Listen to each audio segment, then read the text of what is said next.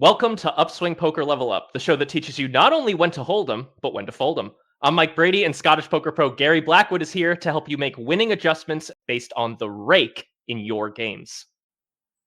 That's right, guys. We'll be discussing all things rake today: when the rake is high, when the rake is low, when the rake is non-existent, and how you should adjust accordingly. Contrary to popular belief, more rake is not better. There are loads of different rake structures out there. Your game might have high rake, low rake, time-based seat fees where you pay a certain amount per hour. Your game may take rake before the flop, or maybe it's a no flop, no drop game where rake is only taken out of the pot once you reach the flop. You may be surprised to learn that these different rake structures should impact the way you play, sometimes quite dramatically. Put simply, when money is being taken out of the pot, your pot odds and strategic incentives change. If you're playing the same way, regardless of rake structure, if you're not even looking at how much is being taken out of the pot, you're likely leaving money on the table. But you won't make that mistake after finishing this episode. Before diving into how you should change your strategic approach in low rake games versus high rake games, we should define exactly what low and high rake is. In this episode, high rake is going to mean 4 big blinds or more being taken out of the pot. Medium rake is going to be 2 to 4 big blinds being taken out of the pot. And when we say high rake throughout this episode, that really includes medium rake games as well. 2 big blinds coming out of the pot is still quite a bit. Imagine you're playing 2-5 and they take $10 out of the pot. That's a lot, and it's going to impact your strategy quite dramatically. But there are games out there with really, really high rakes, so we do want to differentiate high rake and medium rake. Low rake is when 2 big blinds or fewer is taken out of the pot. This will typically be in higher stakes games. And then there are games with no rake. $0 is being taken out of the pot in these games. Maybe you play in a home game where there's no rake, or maybe you play at a place with time-based seat fees like the Lodge Card Club in Texas. In these games, since no money is coming out of the pot, you get to play quite a bit looser, as we'll talk about a little later. Gary, in your experience, what would you consider high rake?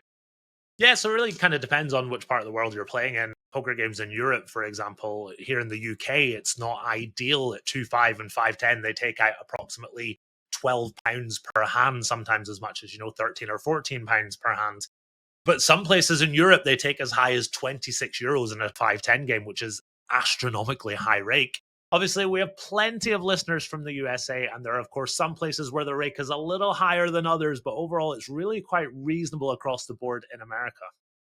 You kind of touched on it there, Gary, but what games typically have high rake and which ones typically have low rake?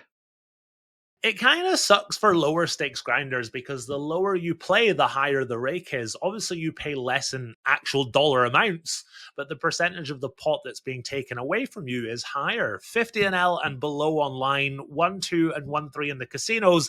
These are games which are higher rake environments, and the rest of this podcast will really help you guys.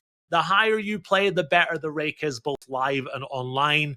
Online, it gets a little more forgiving when you reach 200 NL and can be favorable to the players playing 5-10 and above. Obviously, it's dependent on which sites you play on. Some sites, the rake is astronomical and you're basically saying GG before you start. At live poker, higher stakes games have timed rake, which is just a dream. Some places have this seat fee as opposed to taking rake out the pot, where every player pays X amount every 30 minutes or every hour, depending on where you play.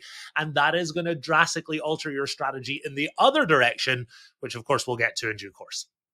So let's get into those high rake adjustments. If you play 1-2, 1-3, even 2-5 live in certain places, if they're taking at least 2 big blinds out of the pot, or if you play micro and low stakes online, this is the part where you're going to want to pay a lot of attention because you might be surprised just how tight you're supposed to be playing. So Gary, how should you adjust your strategy in a high rake game compared to a low rake game? So there are plenty of things that you can do to combat the rake and in turn, obviously, increase your win rate. Firstly, you want to play a tight, aggressive style pre-flop when facing a raise. You want to do more 3-betting with hands that could go either way between 3-bet and call. Let's seize the initiative and start putting in more 3-bets instead of flatting opens, but of course with the right range. Secondly, you want to really tighten up from the big blind in higher rate games. So many of us listening to this could seriously increase our win rate by just trimming off the bottom parts of our pre-flop charts Hands like 5 deuce suited, 7-6 offsuit, king 8 offsuit, 3 deuce suited. All these types of hands are defends from the big blind versus some positions in most charts. And in higher rate games, they go from being slightly profitable defends to slightly losing defends. If we just trim off all these slightly losing calls pre-flop, we end up saving ourselves a lot of money in the long term. There's so much advice and training out there about defending your big blind. And I think 10 to 15 years ago, a lot of people under defended from the big blind. They didn't defend often enough.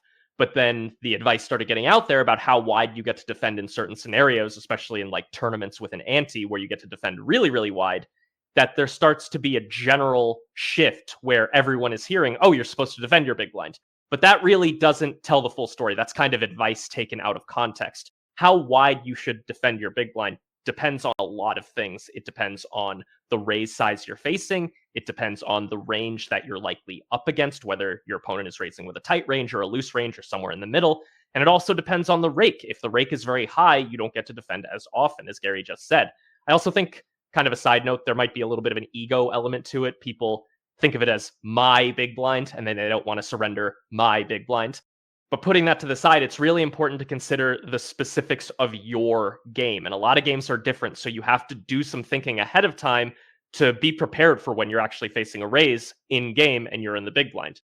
I'm going to pull up a couple charts from Nick Petrangelo's Smash Live Cash course, which has a ton of pre-flop live ranges that are built with high rake in mind, straddles in mind, things of that nature that are kind of unique to live. And the one I have on my screen right now is a no ante raked chart. So this is when there is no ante, which if you play 1-3 or 2-5 live, there probably isn't an ante. And then there's high rake. These charts assume 2 big blinds. This also assumes that your opponent is only raising to something like 2.25 big blinds. That's probably not accurate. If you're playing 1-3 live, you're probably facing 10 or 12 or $15 raises. But to make useful charts, you can't really run them with 4x opens because the solver will just play outrageously tight. So for the sake of having practical charts, these charts were created with a 2.25x raise in mind. There are some kind of live factors that wash away that smaller size. Like in live, you're going to be facing larger sizes, but your opponents also aren't going to be nearly as aggressive as the solver, which means you realize more equity, which means you get to play looser. So I actually look at these charts, and this is pretty much how I would play against a $10 or a $12 open in 1-3, even though these charts are for 2.25x. That was a nerdy aside, but it's important to get out of the way because the inputs for a solver chart are very important to know. So I'm looking at this no ante high rake chart, and against a raise from early position, and we're in the big blind, we're folding hands as strong as Queen Jack offsuit. We're sometimes folding King Jack offsuit, even doing a little sliver of folding with King Queen offsuit. Queen 7 suited, pure folding. Queen 10 offsuit, pure folding. Ace 9 offsuit, pure folding.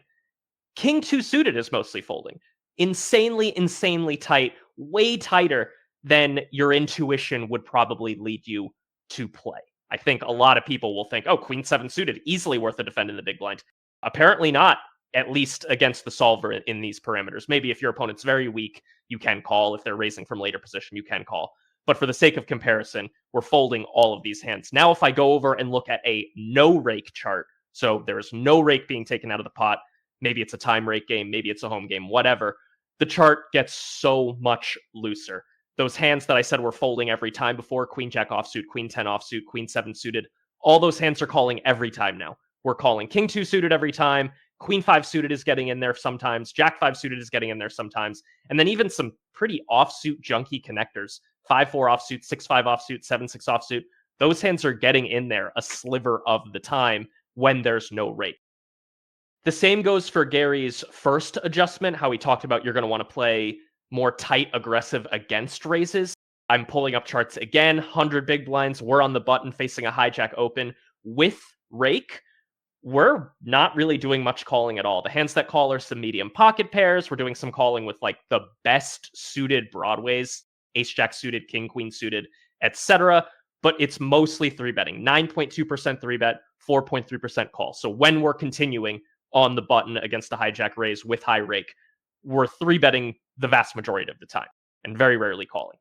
But with no rake, all of a sudden I see a lot more yellow on my screen, and the yellow indicates calls. We're now calling with a lot of those hands that were 3-betting frequently before. We're doing some extra calling with suited connectors. Low pocket pairs get to call more often, and so on.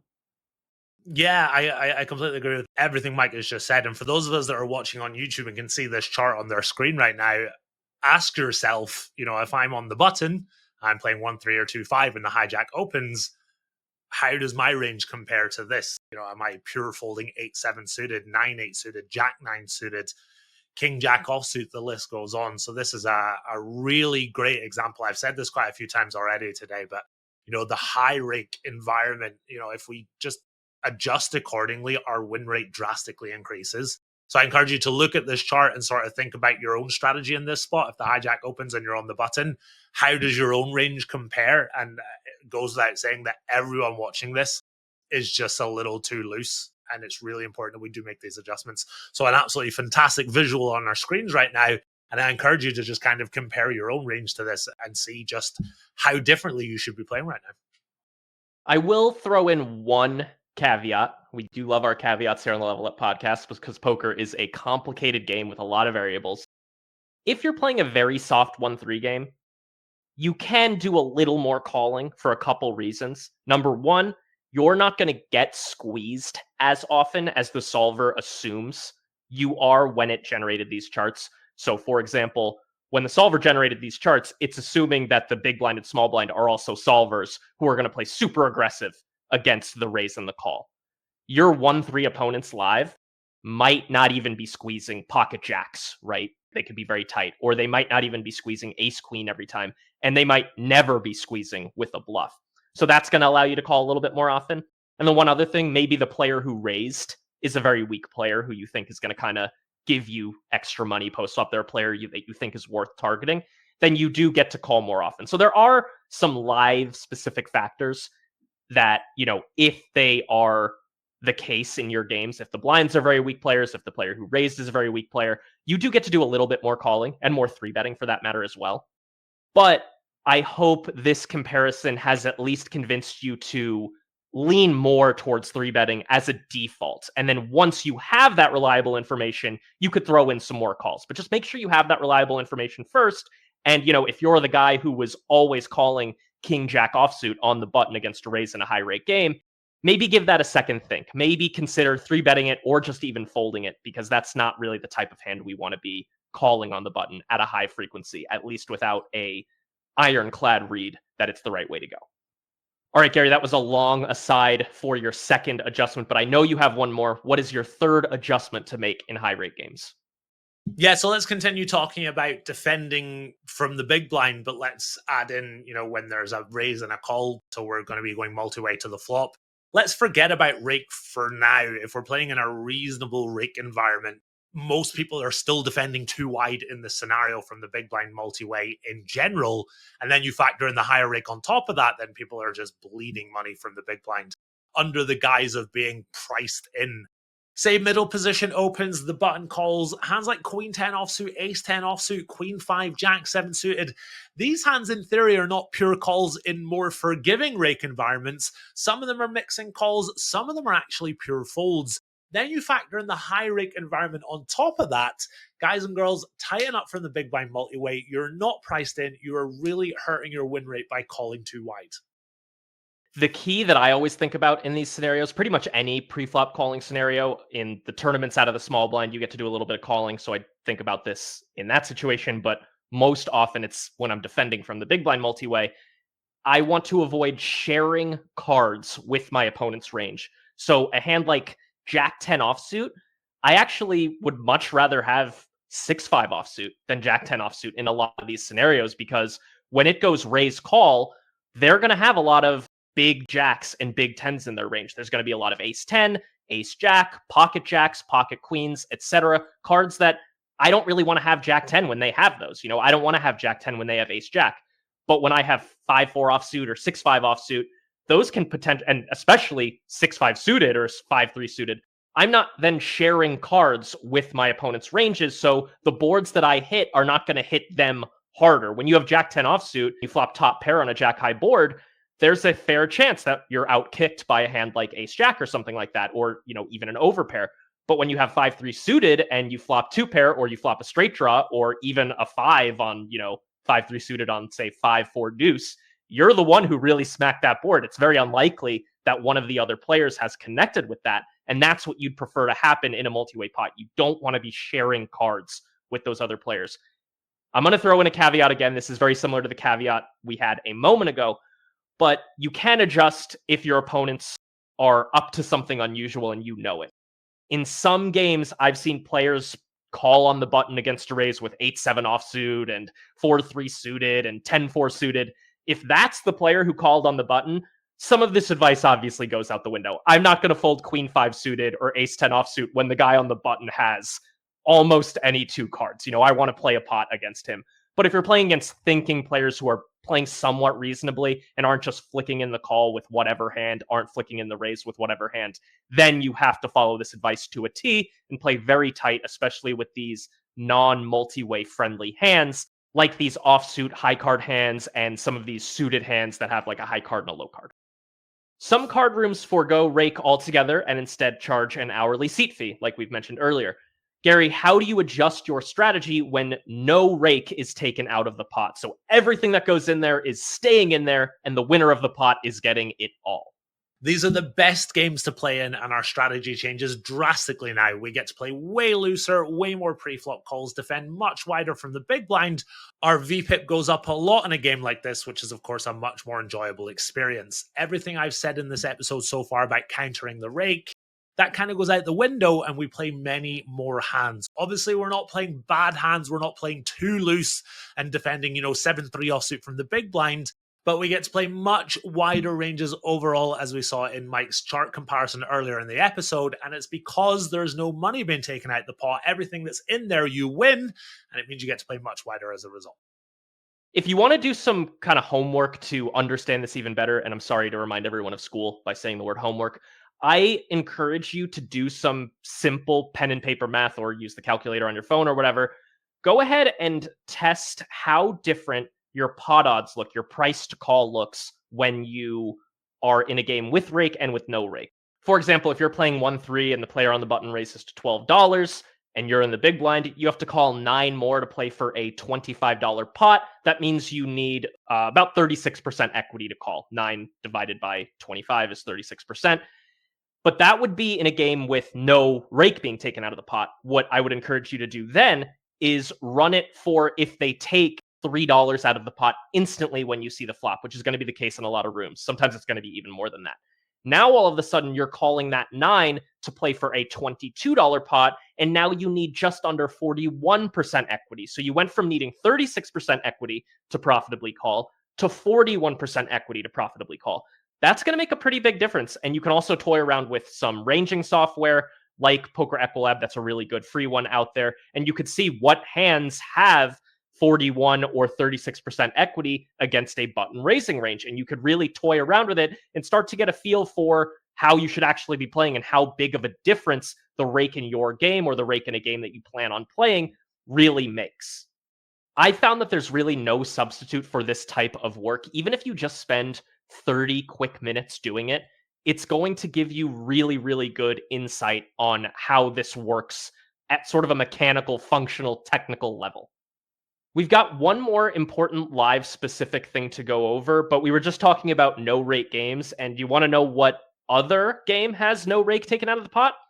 Tournaments! Upgrade your tournament game now with elite training courses and save up to 51% during the World Series of Tournaments sale happening right now on Upswing Poker. Go to upswingpoker.com and click the banner at the top of the screen to browse all available deals. We have a bunch of courses and bundles that are either 30, 50, or 51% off, all made by Darren Elias and or Nick Petrangelo. So go check those out right now. It's the best way to upgrade your tournament game before all the big birds this summer. So, Gary, there was one more live specific thing I know you wanted to hound our listeners about because I think it's a little bit of a tilt point for you. So jump into it. Yeah, let's talk about chopping the blinds. A lot of us watching this will have a bit of an ego when it comes to chopping. The amount of guys that I've played with it, 1-2, 1-3, 2-5, and they're like, I don't chop, I play. just chop the blinds, okay? It's okay to leave your ego at the door and chop up the blinds and speed up the game. And, when you're playing in high rake environments, it's going to be a single raise pot very often. And, there's a lot of money being taken out the pot, particularly when you're in the small blind. You're out of position. That's hard to play anyway. Factor in the high rake. Guys and girls, it's boring and it's nitty, but just go ahead and chop the blinds.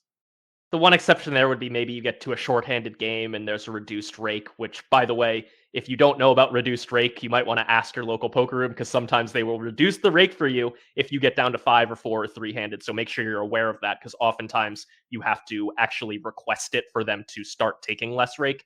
Very interesting procedures that they have at poker rooms to try to get you for that extra $1 or $2 per hand. But if you're in that scenario, you can maybe justify not chopping the blinds. But if you're playing a 9 or 8-handed live cash game, you're playing 1-3, you should be chopping every single time, because you're just paying way too much rake in that scenario. Thanks for being with us today and learning all about rake strategy. If you agree that more rake is not better, go ahead and like, subscribe, follow, make sure you get notified about future episodes. We got another one coming for you next week, and then we might be taking a short break, but we will see you then.